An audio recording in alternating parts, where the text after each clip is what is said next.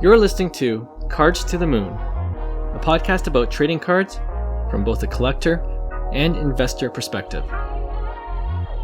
We hope you'll stick around for the ride as we take a deep dive into the state of the hobby, share some hot takes, hopefully some useful advice, and fun stories along the way. Hey guys, welcome back to Cards to the Moon. This is episode 319, and my name is Clark from 5cardguys.com. You can also find me on Instagram, on Facebook, and on YouTube at 5cardguys. Co-hosting with me for this episode is Will and Roy. They are back, which means Pokemon and WWE cards are still a thing. Actually, it's more than a thing because the market is still pretty hot, and we'll definitely be talking about TCG cards in general in this episode. But first, off the top, Roy, you just got back from Vancouver, Canada for the Vancity Card Show. Why don't you tell us how it went? You know, what's it like to travel that far to set up for a card show, which I heard actually, I don't know if you saw it, but on the Vancity Card Show Instagram page, Richard, I guess he's the guy that runs it, he said the majority of vendors are from out of town. They're not from Vancouver. Oh, really? So I guess that would include you. I think it was like a 70-30 split, something like that. So yeah, tell us what the scene was like. How did it go? Yeah, so first time traveling. Luckily, I set up with a few friends that I met throughout the hobby. But yeah, traveling, that was a first for me. So it was a little busy, a little tough. Now with Air Canada not allowing carry-ons, I had to pack. Oh, really? light. Well, I paid for one carry-on. Oh, I see. Carry-on flight ticket, but I didn't want to do any check-in, so I try to pack as light as possible. But yeah, it was busy, but it was nice because instead of like the shows that are here that are kind of crammed, like when I did Expo, the tables were a lot tighter together, so people trying to walk by each other, there wasn't a lot of space. But with the Vancity Card Show, they had a really nice convention center, like right in the downtown area, Canada Place. So nice. There's ample amount of space for people to walk by. So that was nice. And there's a ton of people. In terms of selling, I feel like my inventory was a little bit niche. It's like focused on Japanese Pikachu promos and a little bit on the higher end. So I wasn't able to sell that much, but I did a lot of buying and a lot of trading. So it was a lot of fun. You know, 3 days is a lot, especially with the time change. But yeah, it was a lot of fun. A lot of transactions going on, and you know, I got to meet a lot of new people. So nice. How many cards would you say you brought over? I probably had about like 50 slabs. I had 2 binders, which someone bought out at the end. He's like, "Hey, this English binder, are you willing to sell it all?" I was like, "Oh, I've never been asked that before." So I don't have one of my binders anymore. So when I came home, it was a lot lighter. You had to price it all out. And yeah, I did like a high level comp. And then we went from there and negotiated, and he was okay with it. We ended up doing like a coin flip for $100 difference. So that was fun. But yeah, 50 slabs, a bunch of singles. And yeah. So I don't know if Will has a question for you, but I got one more. You know, when you interact with the buyers or people that come to the Vancity Card Show, I'm sure a lot of them are local. Any difference between the crowd, between the Toronto card community and the Vancouver card community? Yeah, I guess. Well, first of all, it's like being set up at all the Toronto shows. You see the same people, so it was kind of refreshing not knowing a single person other than like the few vendors that I see that came from Toronto that flew in. Yeah. But yeah, I guess a lot of people had, you know, more things to trade. And that's what I felt like, you know, in Toronto. I guess looking at my inventory, they come in, you know, they sell cheap singles, but here they're willing to trade some, you know, bigger cards for what they wanted from me. So it felt like a new atmosphere, felt like new inventory that was being offered to me that I kind of don't get in Toronto. So yeah, it was refreshing. What were the like the makeup of cards, like the different sports, or was it a lot of TCG? Yeah, I did a few. I walked around a bunch of times. I would say 80%, 75% was probably TCG, and then the rest were gosh. sports. Wow. Yeah, I thought you were going to say sports for a second. That is crazy. Yeah, Wow. I don't know. Maybe my estimate's a little high, but it definitely felt like most majority of the vendors were TCG. Does that show feature itself as a TCG show? I'm not sure. I think the organizers they mainly collect sports. I think, but with the way things are these days, TCG is just kind of taking over, and that's where the popularity is. Wow. Yeah. When did you get back? Just recently? Yeah, I got back last night around midnight. So Okay. then I had to unpack. My son was creating these beads that creates a Pokemon. Like it's like a pixel art, and then you iron it to I guess make it all mend together. Yeah. But I over ironed it, and then it got flat, and then I ruined it. So then I had to redo it because I didn't want to deal with him being upset that I ruined his design. So that took me an hour extra before I went to bed. So pretty exhausted this morning. Well, Roy, I'm glad you could make it. He was 50-50. I didn't know if he was going to actually make the recording, and he's probably still on Vancouver time. So appreciate you being here. And if you fall asleep halfway through the recording, we'll understand. So no worries. I thought I might have to go drive over to Roy's house and just start throwing rocks at his windows to wake him up. Well, I lost my CPAP machine, so I haven't been using it for the past 2 nights. Right. So, if anyone from Vancity finds a CPAP machine, please contact me because I desperately need it. You could DM me at Cards to the Moon, and I'll relay the message. No problem. All right. Before we move on to our next segment, Will, you wanted to say something about our podcast. I swear I didn't put him up to this, but he wanted to spend a minute or two. Yes. Go ahead. Floor's yours. I wanted to take a minute to just recognize you, Clark. I wanted to, just take one moment because we don't really get to talk about this when I'm on the pod. But you have been this constant, consistent voice in the hobby over the last several years. I'm amazed that you've never missed a podcast recording. And that really says something about you, like your consistency and that you've just always been there.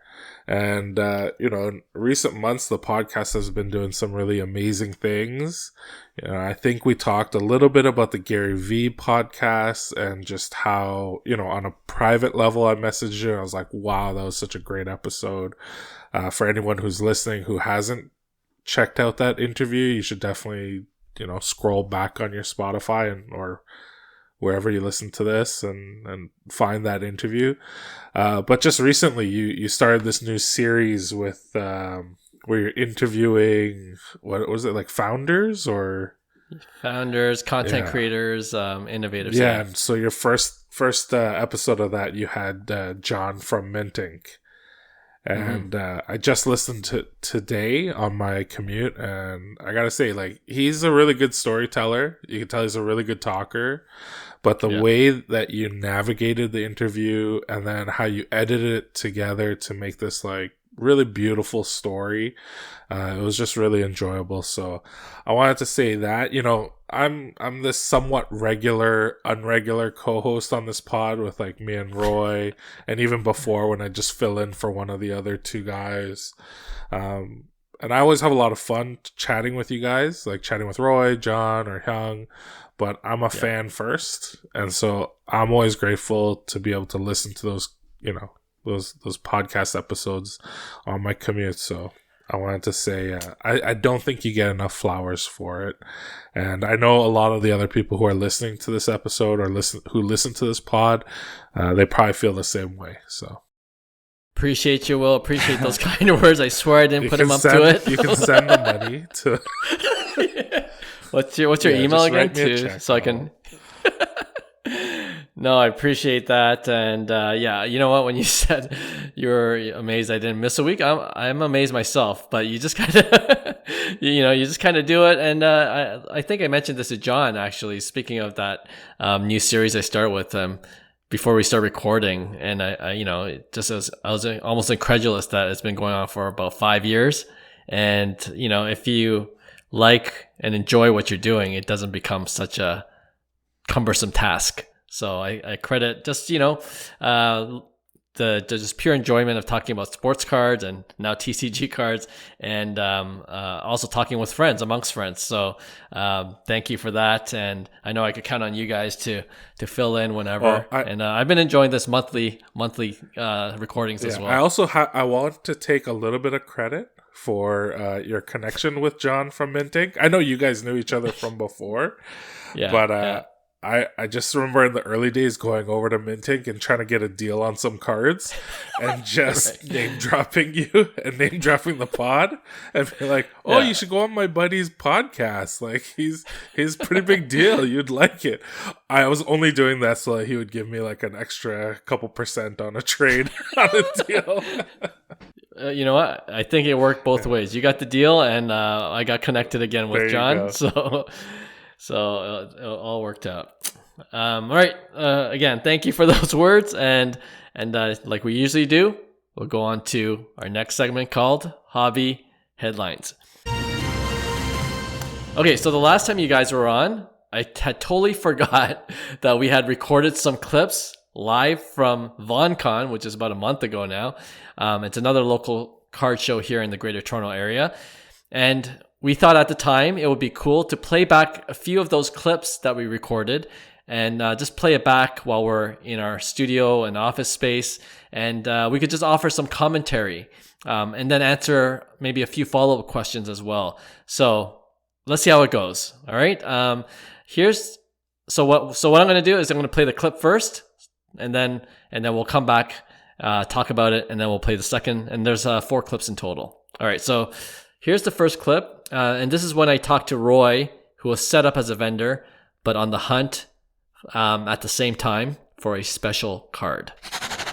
Okay, I'm with Roy right now at the Vaughan Con Card Show, right? And he has a booth set up next to our other co-host, Will. I'll get him in a second, but Roy, I just want to ask you quickly, and I'm going to ask you questions throughout the day, but I want to ask you quickly about the Mario Pikachu. What's the story behind that? You saw it. We all know that you really want it, but yeah, where's that at? Yeah, so there's a vendor selling the Mario full art right now, PSA 10, for a pretty good price. Unfortunately, I spent most of my money on 3 tag teams last week, and I don't have enough cash for it, so I gotta sell. But I got my eye on that. Hopefully, I can pick it up by tomorrow. Hopefully, I can sell some slabs. It's been a bit slow, but let's hope that picks up, and I could be a happy man tomorrow. The Mario Pikachu here, is that a pretty good price compared to comps? Yeah, I'd say so. I haven't really checked comps. I know I've seen most of them being sold right now for like 19,000 Canadian. They're selling it for about 17,000. So it's a pretty good price. It's priced to sell, and hopefully it's not gone by tomorrow, and hopefully I can get some cash before then. That's not FOMO pricing. We talked about this on the pod before. 17K is even that's a lot. You think has room to still grow? I mean, like, it seems like everything's kind of. I think we're plateauing right now in terms of the market for the poncho price for the poncho market, but you never know. Like it could go down 20% tomorrow. It could go up 20%. Like that's the thing about these like I guess quote unquote low pop, in the thousands or 2000s with exclusive Japanese art. But it's a card that I've been wanting for a long time, and if I could sell the cards that I got in for pretty cheap, it's like the same thing, right? So. All right, well, we'll follow up with you on the pod when we record in the studio and see if you're successful in getting that Mario Pikachu. We'll follow up with you soon. All right, we're back. First question, did you end up getting that Mario Pikachu? Sadly, no. Not yet, at least. Oh, man. And I think the second question was, you kind of felt that the Pokemon card market was plateauing. Has that been the case since we had that conversation? Well, I was talking specifically about kind of like the poncho market, and I think it has kind of plateaued. Even the Mario, I think the last sale was roughly around the same, maybe a little higher. Yeah. but the other pawn shows have kind of been going down. But yeah, unfortunately, Vaughan Con traffic was a little slow, so I wasn't able to sell much. My goal was to sell one of my ponchos and then use that money to buy the Mario, but unfortunately, I didn't have a buyer, so the hunt continues. The hunt. If someone has a Mario for a decent deal, just give me a shout. If you have a Mario and if you can find his CPAP machine, give him a shout. Roy wants to hear from you. You're right. The last sale of the Mario Pikachu PSA 10 was just yesterday, I believe, as from this recording date. $14,900 US, which is just over $20,000 Canadian. So it's still up there. And if you had somehow got that Mario Pikachu at Vaughan Con for $17,000, it would have been a nice little deal, but you didn't have the funds. What can you do? Another question I had, and well, I don't know if you have a follow-up question as well, but if you remember, how was that show at Vaughan Con compared to the Vancity Card Show, besides the size and the scope of it, right? Like, I guess more specifically, can you tell me what the pros and cons of setting up at smaller shows are, like Vaughan Con?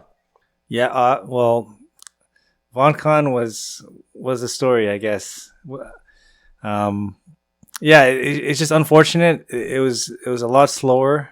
There was a rivaling, I guess, another show at the same date. I think on was it the Saturday or the Sunday, Will? I think the Sunday. Yeah, there was. I think it was called GTA Card Show. Oh, right. Yeah, I had a friend set up there, and he said it was a movie. He said it was like so busy, a lot of transactions going through. Wow. And then I just looked to the vendors on my left, on my right. I'm like, why are we here? Unfortunately, yeah, there just wasn't a lot of people. I think it might have to do with like ticket prices being high, having a guest appearance from like Bret Hart, or whatever it may be. It just unfortunately wasn't that busy. Yeah. Whereas Vancity was the total opposite, right? I think that's the biggest show in Vancouver. So there's a lot of hype on it. Like as you said, there's 70% of people are flying in to vendor. Right. So there's a lot of anticipation. There's huge lineups outside on the Saturday. Like Friday was a little slow, but it's a work day. But yeah, Saturday when the shows are opening, there's a huge lineup outside, wrapping all the way around the building. So yeah. It was a lot busier, a lot bigger, but sometimes small shows do well. You just gotta have the buyer, right? So, my inventory, as I said, is a little bit more unique. So I'm targeting, a collector like me that collects Pikachus, especially in Japanese, which and that price point is a little high for the common buyer. So. Sure. Yeah, understandable. And I guess I'm assuming that the cost to be a vendor at the smaller shows is just significantly cheaper, or not. I'm not sure how much the Vaughan Con table costs because a friend of ours he booked the tables, and he hasn't invoiced us yet, so still waiting on what that cost is. Enough. Yeah, fair enough. But I mean, I assume that will probably be the case most of the time, right? Yeah, especially like a 3-day show. I'm guessing it's going to be at least $500, or the smaller shows are around 80 to 100 or 120 table. Right. So. Right. No, and I only ask that because sometimes it's worth paying more for a show that is bigger, and where it depends on your inventory, like you were saying, right? If you have more traffic, you have more opportunities to sell those cards. Oh yeah, for sure. Like I was hesitant to do Expo, but everyone's like, you have to do it. So I think it was like I don't know, $600 or $700. Yeah. So that being my second show, I was like, oh, that's a lot of money to start. But yeah, it definitely paid off. The bigger shows, they attract a lot more people. A lot of people fly in from the U.S. who are the heavy buyers. Yeah. And there's just so much hype around it. So paying the premium is definitely worth it for the bigger shows. Right. I mean, Roy's killing it. So Sports Card Expo killing it. is a no-brainer for him from now on. But well, you got anything for Roy? Yeah, just to add on to what Roy was saying, I think Vaughan Con was almost like a perfect storm for what could go wrong for Roy. The ticket prices were a little bit more expensive because Bret Hart was featured at the show. There was this competing show on the Sunday that I believe their ticket price was like $5, right? Or just like, I think you could walk in. Was it walk in free? No, I think it was like $5. I'm not sure, but yeah. And then the Sunday was when Bret Hart was there. So like, not a lot of card collectors would have gone to the show on Sunday. I see. Right? So they would have so much incentive to go to that other show. And then I think Vaughan Con, it was more like, it wasn't just cards. There's a lot of other types of vendors and booths and toys, collectibles, comics, and all that stuff. And, we'll probably hit on it with my questions, but I was focusing on WWE stuff and thinking Bret Hart being there would be really advantageous. But the Bret Hart collectors did not come around. Okay, so they were so busy going to the Q&A, going to like waiting in line for the autographs and all that kind of stuff. So yeah. Hold that thought, because we'll definitely follow that with your clip. But I'll play the next clip. This is when I asked you, Will, how it was setting up as a vendor, because I believe that was your first time setting up as a vendor. I asked you how it was going. Okay, now I'm with Will. I believe it's his first time setting up as a vendor. And one of the questions I want to ask him, because he looks super tired right now. If we had video, you could tell that he's kind of tired. But, comping out all these cards must take time. So I'm wondering how long it took him and how much sleep he got. I definitely am lacking sleep, and I'm concerned that my outer appearance is very unwelcoming at this point. We've hit 3 p.m., and so it's been 5 hours of the show, but last night I slept at 3 o'clock in the morning. I woke up at 7 this morning, so I'm super lacking sleep. I think I may have just said that already. I don't even know what I'm saying, so I'm going to enjoy looking back at this podcast and listening back on my audio. But overall, the show's been really good. It's been really fun. I think Roy's going to tell you about how little foot traffic there's been. But for me, it's nice because it's my first show, so I can be kind of get into it a little bit easier. I'm not overwhelmed. No, it's a good way to ease into it, like you were saying, right? But I have to admit, you slouched over. Kind of reminds me of those old guys at the Sports Card Expo that I just walked right through. So you better, straighten up your stance a little bit. I'm going to try to go to sleep tonight at 8:30 p.m. if my wife and kids let me, so that I'm fresh for tomorrow's day 2. Day 2, Bret Hart's going to be here, so I'm hoping it brings a lot more people. Yeah, because you have nice wrestling cards. So I hope that Bret Hart connection will be a boost to your business. And is there anything you've learned, even in day 1 as a vendor that you just didn't expect? I think I definitely underestimated just how much you can build into the community and how much you can become a part of the community by being a vendor. When you just go to shows and you kind of walk around, you don't really get to connect so deeply. But even this morning, as I was setting up, there's another booth that they came by and they collect wrestling as well. And I had seen their booth at previous card shows and stuff like that. They saw my cards and they were really excited about some of the stuff that I was bringing. I went over to their booth. I was really excited about some of the stuff I saw there. And so we just had really great conversations. And so I really underestimated just kind of like how much it opens it up. Yeah. All right. So when we recorded that was day 1. And then obviously you had day 2 when Bret Hart came, and you kind of alluded to it even before we played this clip, that it didn't turn out the way you thought it would in terms of having more traffic come to your booth, more wrestling fans checking out your cards. How would you rate your first time as a vendor, your experience from 1 to 10? 1 being, oh, I was miserable. 10 being, I had the best time. I will do it again in a heartbeat. Yeah, it didn't. Everything didn't go the way we would have liked it to have gone, but I have to say it was a 10 out of 10. Really? And I did enjoy it so much that, immediately after I was like, Roy, I gotta find a table at the Sport Card Expo in November. Got the itch. I had a great time. I think I said kind of like what I was feeling. It kind of made sense. I was pretty tired.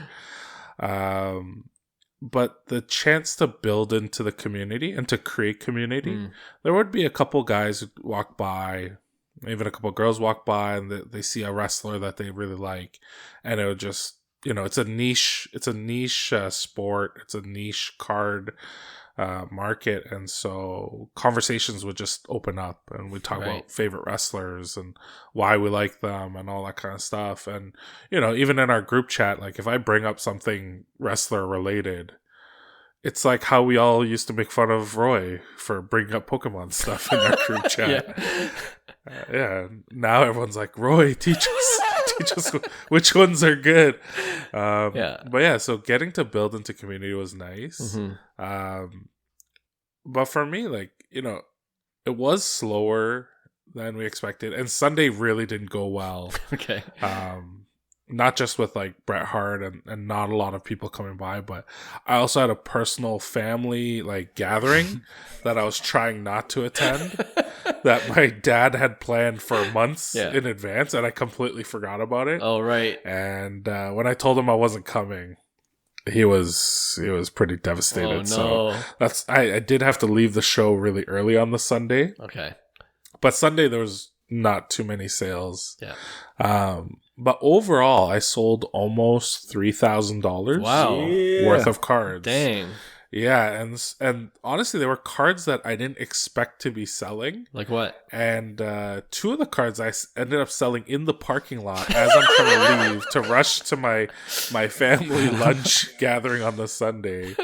But yeah, so I made good money. I sold cards I wasn't expecting to sell. Yeah. So that was a plus.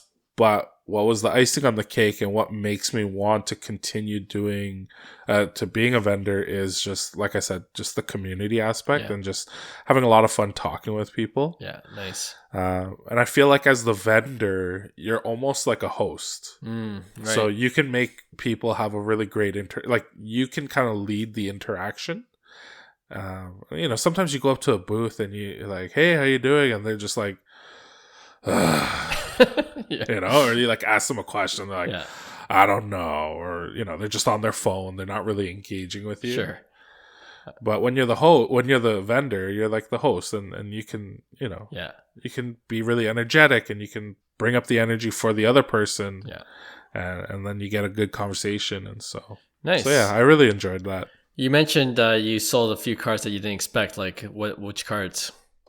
Yeah, I mean, like we talked about, I was totally expecting to sell a bunch of my wrestling cards that I've been collecting over the last year, and I don't think I sold a single wrestling card. I sold a Junior Caminero rookie auto. I sold all my low-end DeMar DeRozan PC stuff, like $80 DeRozans and $200 DeRozans. Yeah. I met these 2 guys. They bought up a bunch of my basketball stuff, and then one of the guys really wanted this Kawhi gold out of 10 card that I've had since I started collecting. Yeah. From the Raptors championship year, and then his buddy wanted one of my blank slates of Lowry. Yeah. Nice. And so I'm surprised because I felt Vaughan Con was billed more as like a TCG card show. Yeah, exactly. I had a bunch of Pokemon stuff. I had a binder. I had like a bunch of wrestling like base cards, low end stuff, and some high end stuff. And it turns out it was all my DeRozan and Kawhi and Junior Caminero. Yeah. I think like maybe a Soto card. It was just like I did not expect to sell those cards. Right. Truthfully, I was a little sad to see some of the DeRozan stuff go, but I know I have some high-end DeRozan now that I've collected, that the low-end stuff, it's like, or the low-grade stuff, it's like, sure, there's no point in even having. Yeah. So it worked out well. Yeah, 3K. No wonder you rated 10 out of 10. Yeah. Roy, any tips for Will? You know, we joked in the previous pod, Roy likes to stand and just kind of interact with people that way, whereas Will likes to sit down. You think he should have stood up a little bit more? Yeah, he would have sold 6K if he stood up. I think so too. I feel like he left money on the table there. I spent the whole week, like after work, after putting my kids to bed, I would go down to my basement where all my cards are. Yeah. And I was sorting through like baseball rookie cards, sleeving them, organizing them by team. And it took me the full week just organizing all these cards. I sold like 3 of them, like for $1 each. You pretty much work slave labor. But I was labor, tired. Yeah, and I was so tired. And I slept so little that entire week. And I'm not going to lie, like, you know, growing up before any sporting event, like tournaments or playoffs or anything like that, I would never be able to sleep. Just excited. I'd sleep 2 hours and I'd come into the game in the worst physical condition. And that's exactly how I felt the night before Vaughan Con. I was so tired. And I was like, this is not going to turn out well. If I had to stand the whole time, no. Yeah. Well, next card show you're set up at, I don't know. I think you got to train your body to be able to sleep the night before. Yeah. All right. Let's go to our third clip. And this is when I follow up with Roy, who didn't seem to have much luck selling to other vendors. All right. We're back with Roy. Last clip, he was talking about wanting that Mario Pikachu. That seemed like a good deal, but then he has to sell something. So what you did was go to different booths, different vendors, trying to trade some of your high-end Pokemon cards. How did that go for you?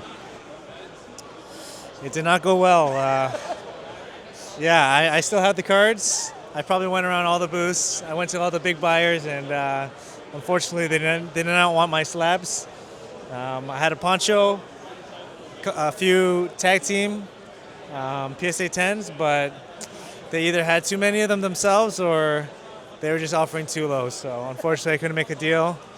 The Mario's going to have to wait a couple more days or weeks or months. I don't know. We'll see. But unfortunately, wasn't able to sell any of my cards. I mean, by then, we could be looking at a 25,000, 30,000 Mario Pikachu. Are you afraid of that?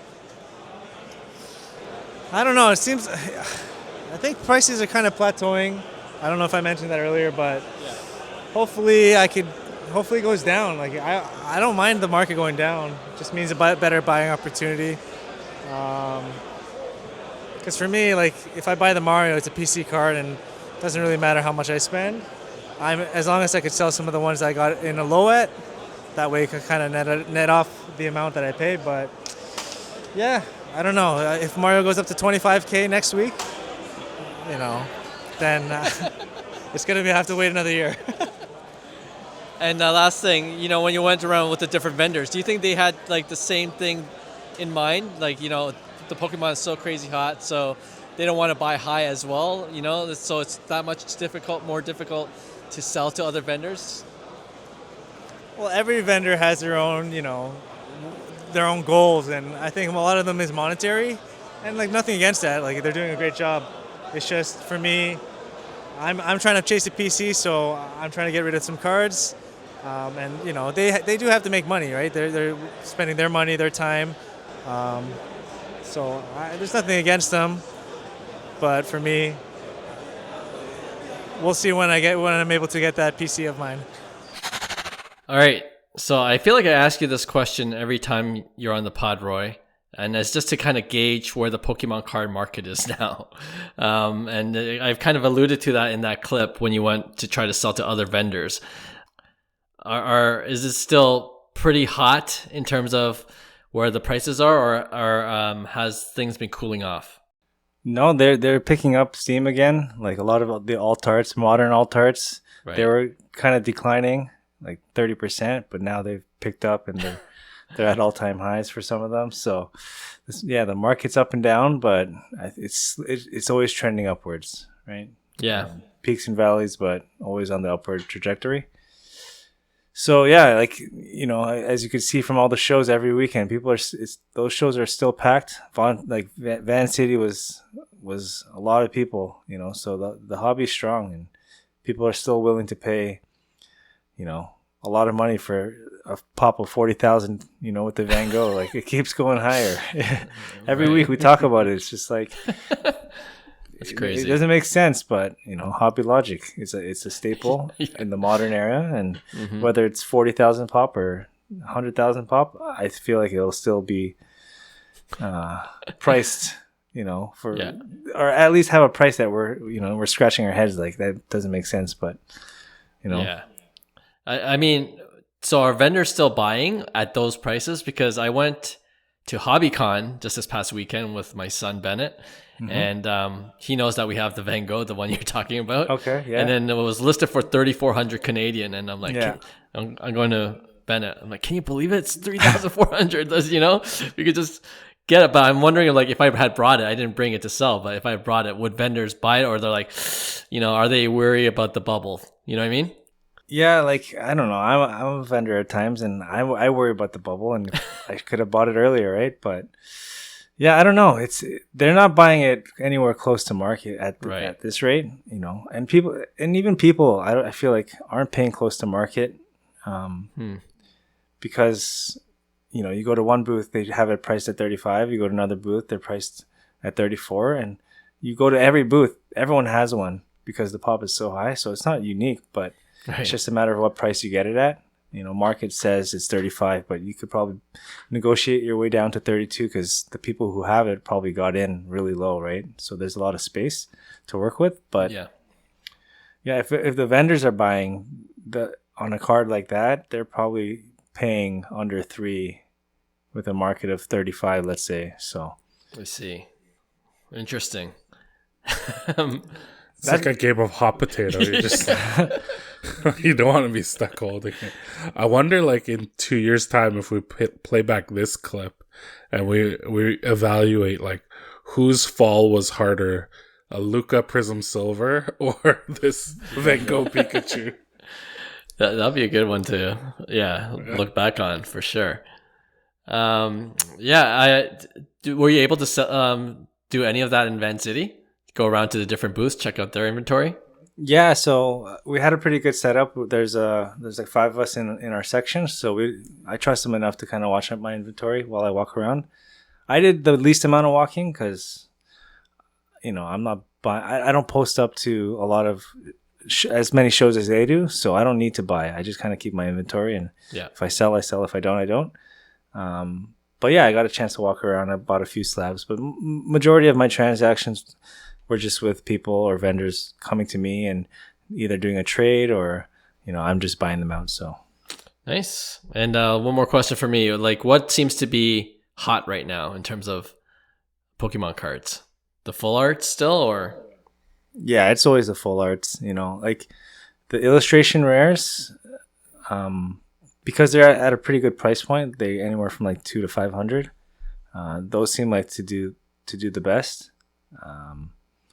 Unfortunately, that's not a market I'm in. I don't really deal with illustration rares too much. I just kind of focus more on what I know in my niche is the kind of Japanese promo cards. But it's probably something I should dabble more into.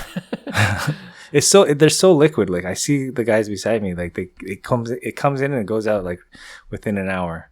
It sounds like the Luka Doncic silver prisms. Someone's gonna get caught. So be careful out there. All right, we'll play the last clip.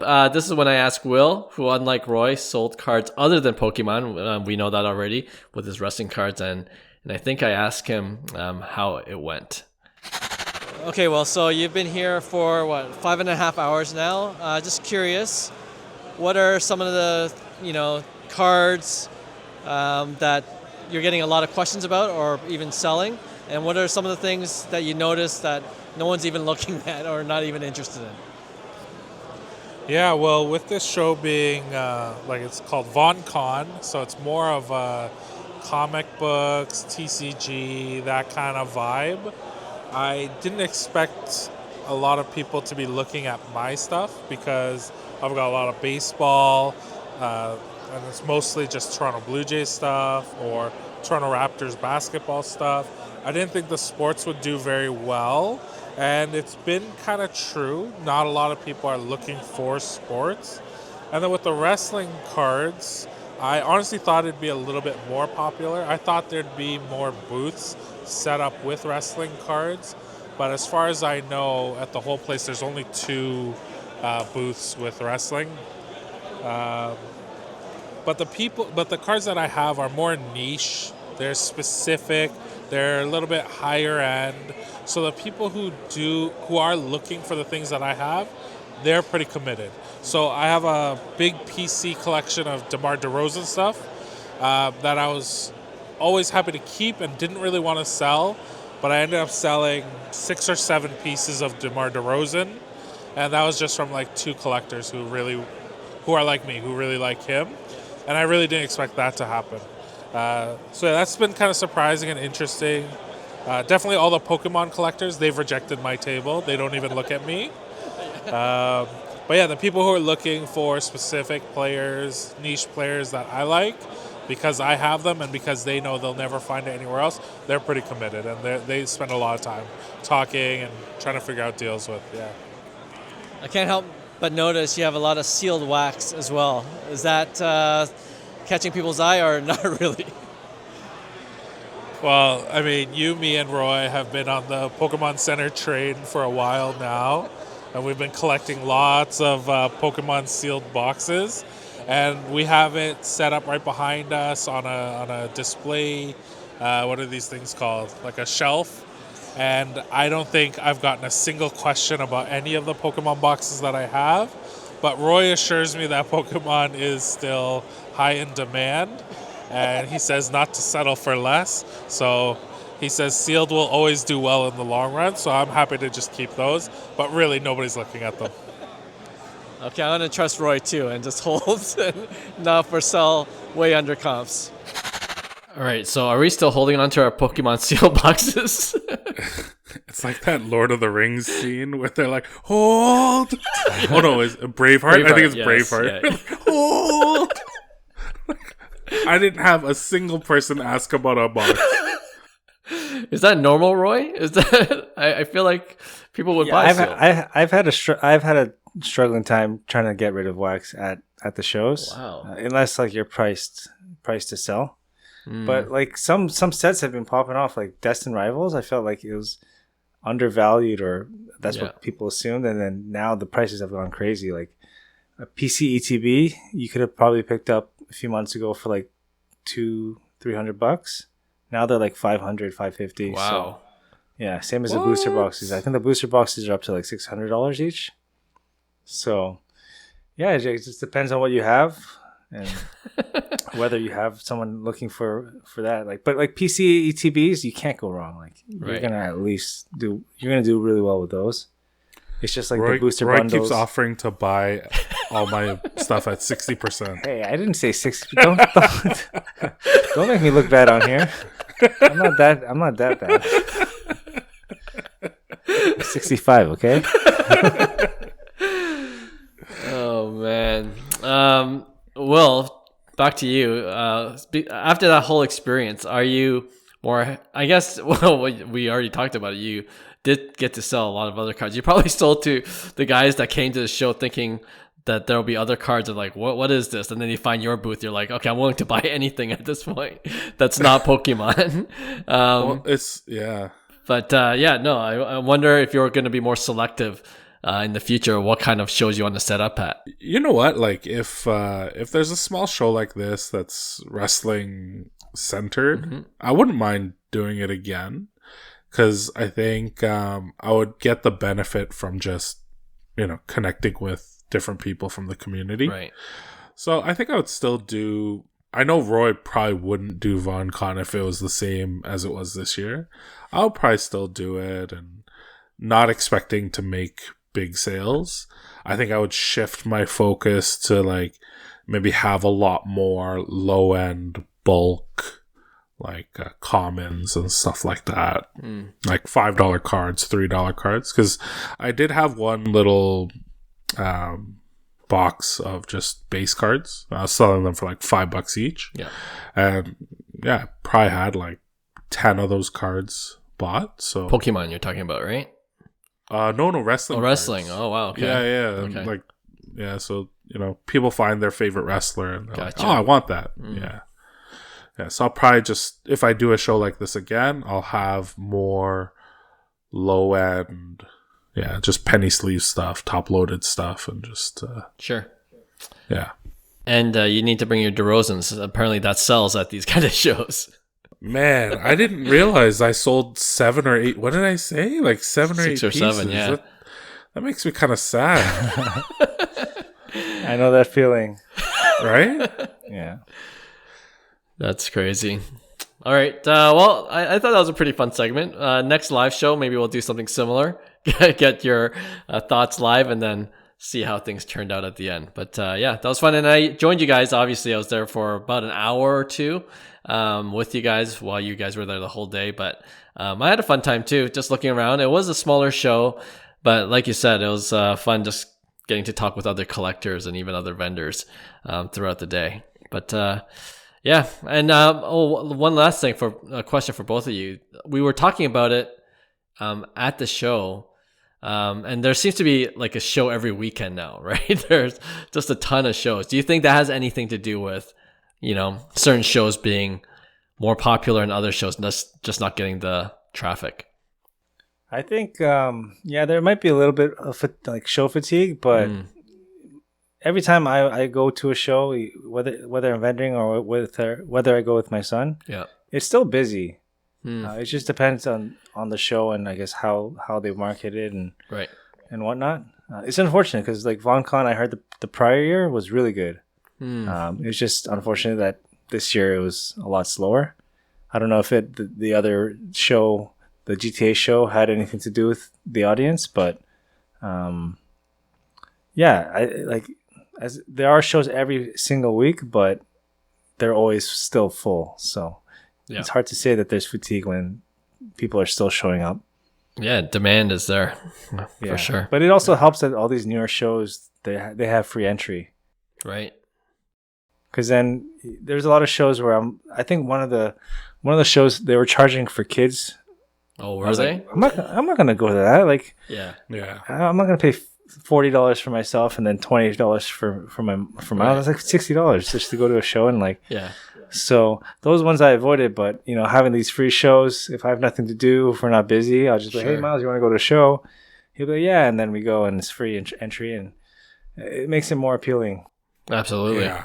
They have to treat it like if you're a show runner, you have to treat it like a nightclub. Okay, like you get the money from the vendors. You don't get money from the people coming to the show. Yeah. In the same way that you don't charge the ladies entry fee to go to the club. You want them at the club because they're what makes all the guys come and spend money. So you can't have it both ways where you're making money off the vendors and off the ticket sales. Or if you are, like, a couple bucks, but if you're charging $20 entry fee, it's just not right. Yeah. I mentioned those two guys who bought a bunch of my stuff. They actually bought a bunch of stuff on day one, on the Saturday. Mm-hmm. And then they were texting me all night because they wanted that Kawhi card and this other, this blank slate Lowry card that I had. Yeah. And in the end, they asked me to meet them outside in the parking lot, not like to fight. And then it worked out because I was leaving. Like, I had to go to this family lunch. So I met them in the parking lot. Right. And then when we met in the parking lot, he's just like, hey, sorry to ask you to come out. We're actually going to the other show. And we didn't want to pay $15 to get in. Right. To just buy your card. And I was like, oh, that makes total sense. So I think for sure, Vaughan Con, it just came up against another show that was more card focused, Right. and had either $5 entry fee or Sure. really low entry fee, and I heard it was like 4-minute drive away. So Okay. Yeah. So I don't think there's show fatigue because there's like every show is always busy. And we talked about it offline, Clark, where we're talking about like all these eBay sales, like new records every month. Right. Like the hobby really is like super, super healthy right now. Yeah. agree. And so, so I'm very bullish. Yeah, I'm with you guys. But yep. but I love that analogy about the club. It wouldn't be a show without another Great Will analogy on the pod. So there you have it. All right, let's go into our next segment. It's called Quiz Show. All right, this one's going to be quick and easy. I thought I was researching and trying to think of neat little trivia type questions for you. And the first one, Pokemon related. All right.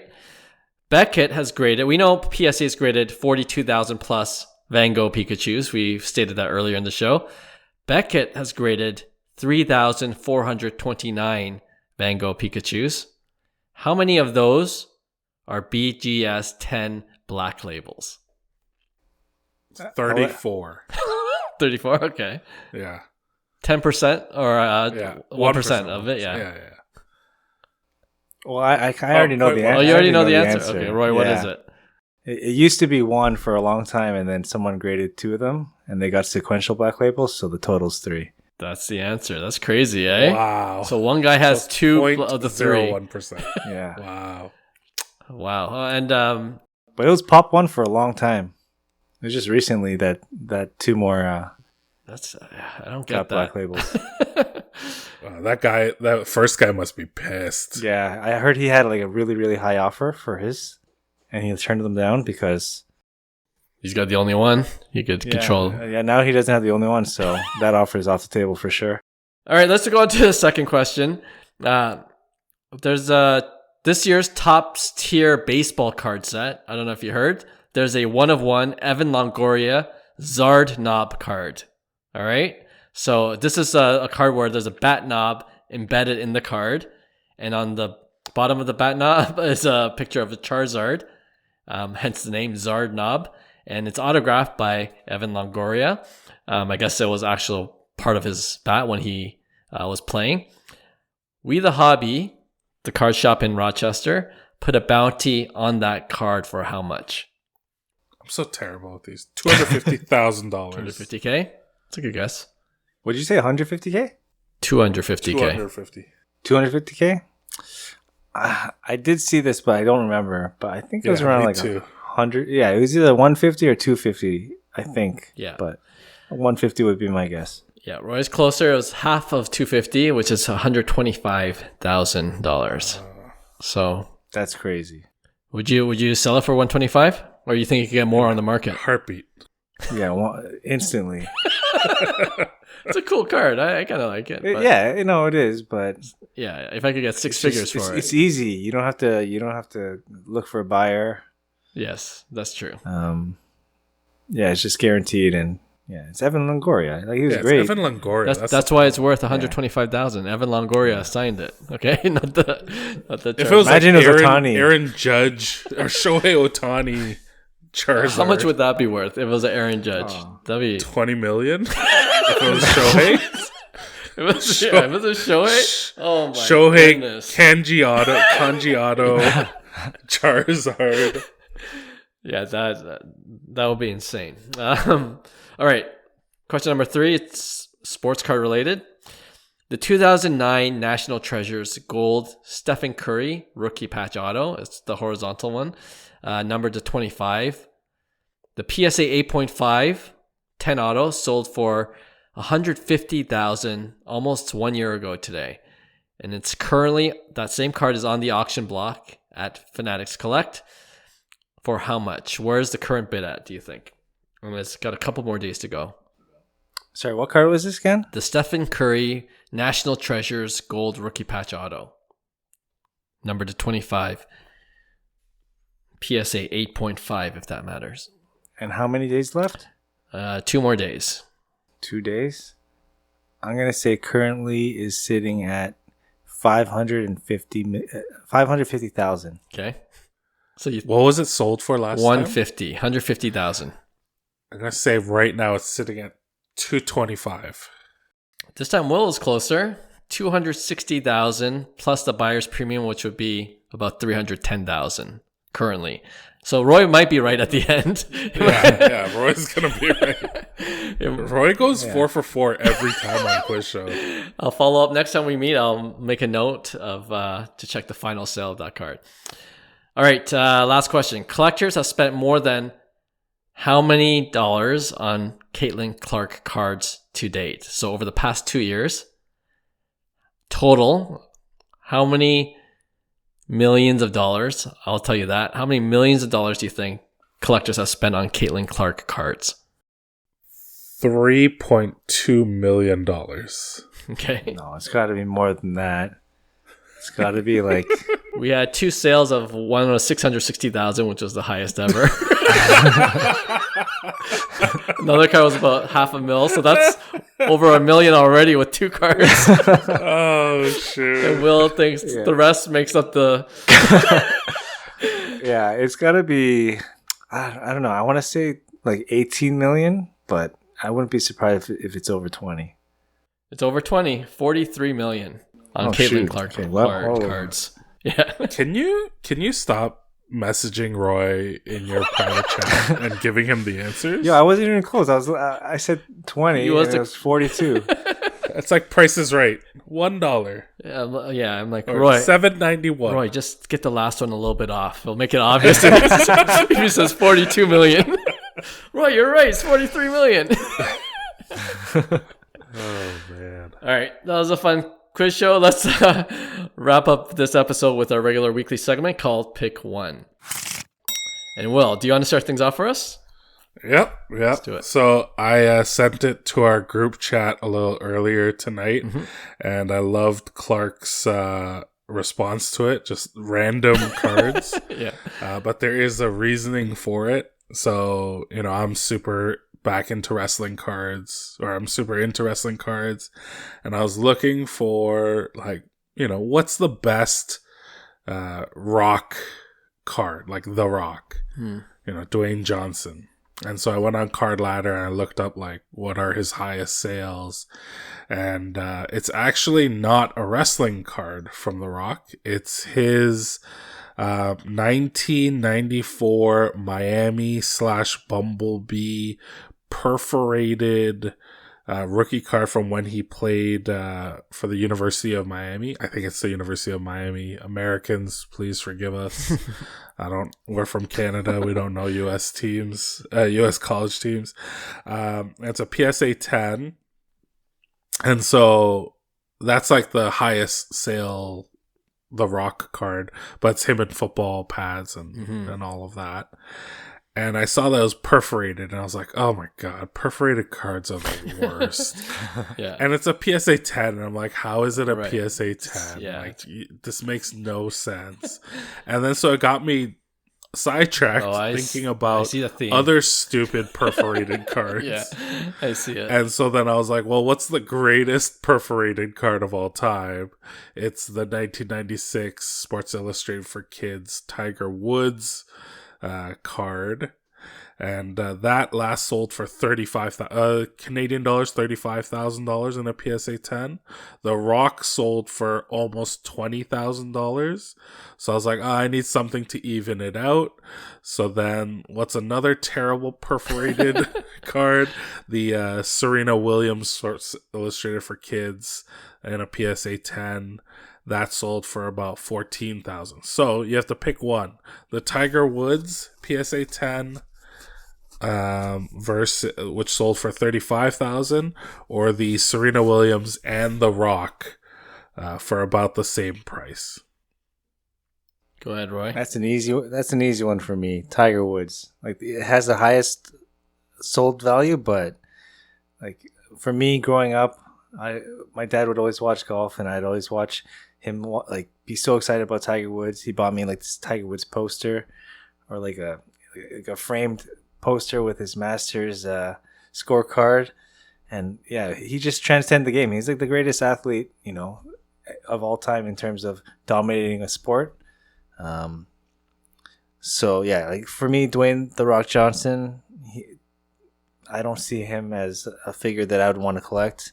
Serena Williams, she's pretty much what Tiger Woods was on the female side for tennis. But yeah, easy pick, Tiger Woods. It's easy for me too, Tiger Woods. I think Tiger Woods, that could be considered one of the Grail cards for any Tiger Woods collector at that grade, at that PSA 10 grade. And it's one of his earliest cards. Obviously, there's the SP Authentic autograph cards, but I think, and the pop count is relatively the same. Like it's all pretty low, right? Low double digits. So I'm not.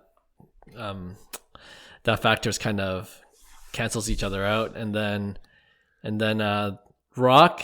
Like I don't know if that's not his Grail card for most Rock fans. It's probably a wrestling card, and Serena. I think Tiger is a much bigger figure in golf, respective to his own sport.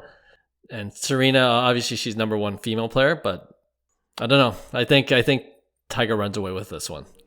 Yeah. So it doesn't bother you that, or not bother, it doesn't change your mind that Tiger has like a more classic rookie card that we all look at as the true rookie card, or like early high-end stuff like the SP Authentic. Because the problem is Serena and The Rock, they don't really have anything early on. Serena has the Net Pro, right? Yeah. And then there's a limited... But the Net Pro, there's nothing like... Yeah, I think there's a limited version of a Net Pro, right? There's a rare version of it that has a certain value, like higher value to it. So... Yeah. Okay. What are you going with? Yeah, I guess I have to go with Tiger. This is sweet. It's just every time we play Pick One, my whole point is just to shed some light on something that I hate in the hobby, and that's perforated cards that are deemed a PSA 10.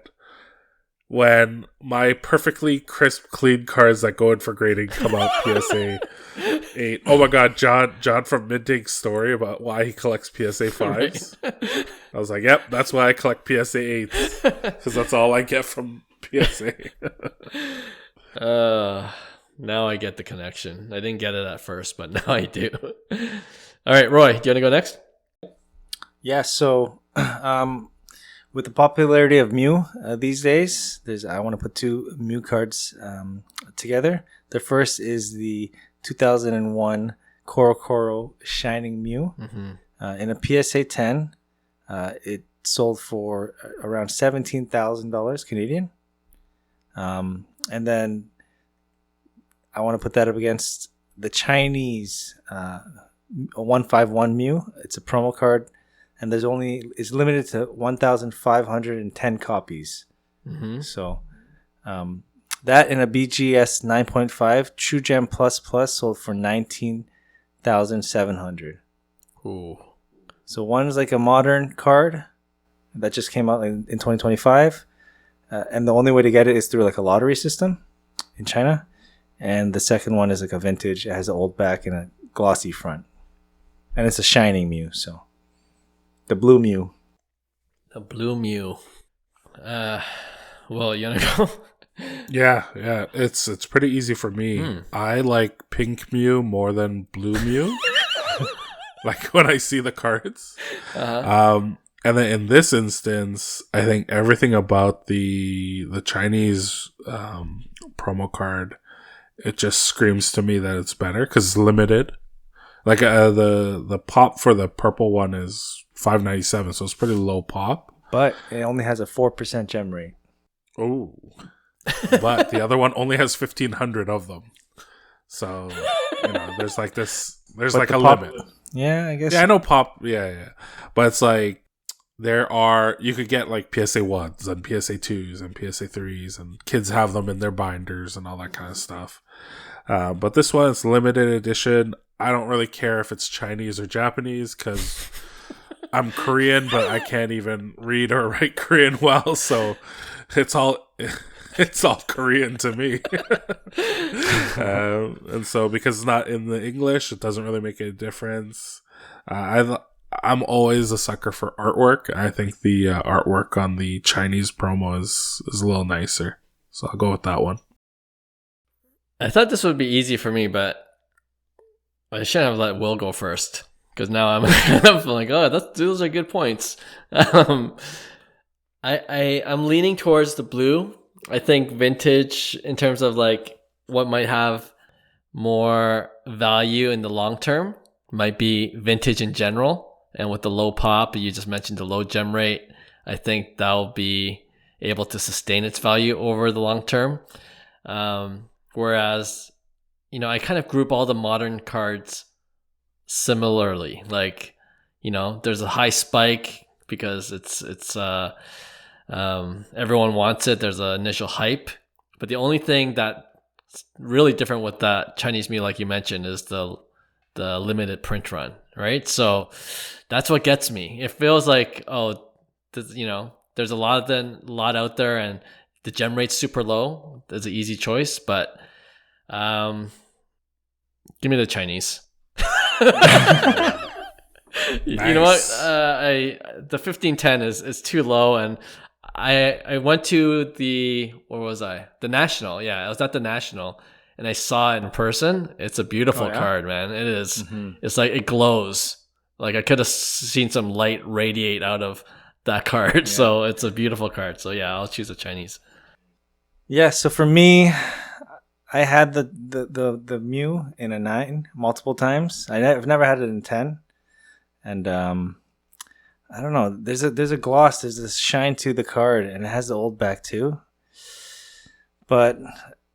And with the Chinese, like, I don't know. Like right now, Chinese is kind of popular. Like their Gem Pack 2s, they have a lot of exclusive artwork. But yeah, it's hard to say no to like. It's not serialized, but a known number of print run. And the subgrades are really strong. It's a True Gem Plus Plus, so you could probably cross it over to PSA, except you'll just be charged like $1,500 upcharge. Yeah. But yeah, I would probably also go with the full art Chinese 151 Mew. The sweep. Nice. I like that one. I was going back and forth. All right, we'll end off with mine. It's 2 Pokemon cards, and we talked about it a lot earlier in this episode. The Mario Pikachu PSA 10, right? Sold for about around 15,000 US. Another one of Roy's favorite cards, which he recently got back, was the Pikachu, the Pokemon Festa 2016, with all the starters and Pikachu. Also sold for about 15,000 last sale, PSA 10. So, which one are you going with? The Mario Pikachu or the Festa? Well, I'll go first. The Festa is, I have the Festa, so that's one thing. And right now the Mario is kind of my chase. And like with Mario, it's like one of the only like partnership cards where they partnered with Pokemon and like Nintendo. So they have that appeal to it. But yeah, the Festa card, I sold it a few weeks ago, and a part of me felt empty when I did. So much so that I was scouting. Like I was on the internet every day, like looking it up, seeing if there's any local deals. There weren't many, but I had to get it back. Like a part of me was missing. It's a card that got me into the hobby. Like crazy to say, it was my first Pokemon card when I jumped from sports cards to Pokemon. I saw it, and I saw the Pikachu and the 3 OG starters. Yeah, I was like, that is such a cool card. Mm-hmm. And then it being the 20th anniversary and having that like in the background, and then being a promo card that you had to get at the event, like everything just kind of clicked. So it's a card I need, and I think I'll have forever in my collection. So yeah, I have to go with the Festa. Nice. I wish Roy told us about the Festa back then, eh? Just yeah, I did. We would have made fun of him, but For 5K back then. Oh, what a deal. Yeah. All right, Will? Yeah, like I got a chance to actually see the Festa card in Roy's booth. I've definitely seen the Mario Pikachus out and about. I always told Roy if I was gonna jump into Pokemon cards, the Mario Pikachu was the one that was gonna make me jump in. But now that we've spent more time like getting acclimated to Pokemon cards, and I've become very nostalgic towards like the original 151, and like, you know, I showed you guys pictures of how I'm collecting every Butterfree. Yeah. And I like just put a huge dent. Like I think I have like 30 out of the 50 cards. And so I've been very nostalgic for the original 151 and remembering my childhood there.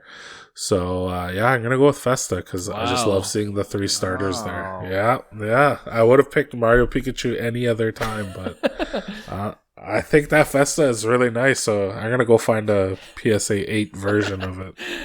Just find it raw and grade it yourself. You'll get a PSA 8.